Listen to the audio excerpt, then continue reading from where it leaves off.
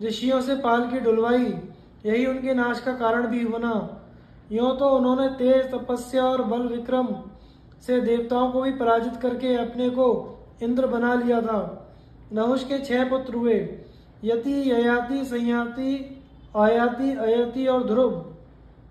यति योग साधना करके ब्रह्म स्वरूप हो गए, इसलिए नहुष के दूसरे पुत्र ययाति राजा हुए।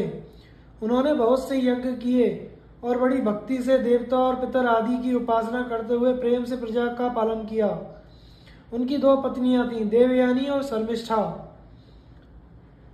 देवयानी से 2 पुत्र हुए, यदु और तुर्वसु, तथा शर्मिष्ठा से 3 पुत्र हुए, दुरुहु, अनु और पुरु। कच्छ और देवयानी की कथा।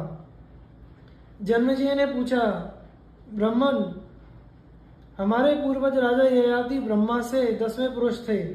उन्होंने शुक्राचार्य की कन्या देवयानी से, जो ब्राह्मणी थी, कैसे विवाह किया? यह अनूनी घटना कैसे घटित हुई? आप कृपया करके यह वृत्तांत सुनाइए।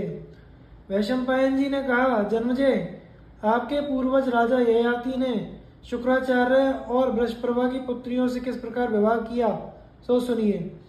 उन दिनों त्रिलोकी पर अधिकार करने के लिए देवता और असुर आपस में लड़ भिड़ रहे थे। देवताओं ने अपनी विजय के लिए आंगिरस बृहस्पति को और असुरों ने भार्गव शुक्र को अपना पुरोहित बनाया। ये दोनों ब्राह्मण भी आपस में बड़ी होड़ रखते थे। जब युद्ध में देवताओं ने असुरों को मार डाला, तब शुक्राचार्य ने उन्हें अपनी विद्या बल से जीवित कर दिया। परंतु असुरों ने जिन देवताओं को मारा था, उन्हें बृहस्पति जीवित ना कर सके। शुक्राचार्य संजीवनी विद्या जानते थे, परंतु बृहस्पति नहीं। इससे देवताओं को बड़ा दुख हुआ। वे घबराकर बृहस्पति के बड़े पुत्र कच्छ के पास गए और उनसे यह प्रार्थना की, भगवान, हम आपकी शरण में हैं, आप हमारी सहायता कीजिए। विप्रवर शुक्राचार्य के पास जो संजीवनी विद्या है, उसे आप शीघ्र ही प्राप्त कर लीजिए।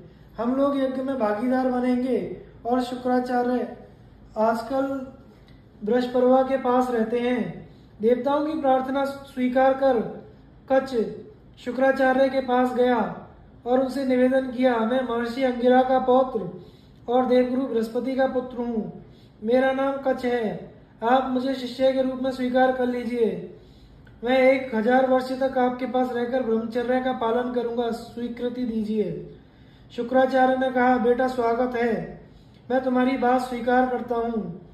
तुम मेरे पूजनीय हो, मैं तुम्हारा सत्कार करूंगा। मैं समझता हूँ कि यह सब बृहस्पति का ही सत्कार है। कच्छ ने शुक्राचार्य के आज्ञा अनुसार ब्रह्मचर्य व्रत ग्रहण किया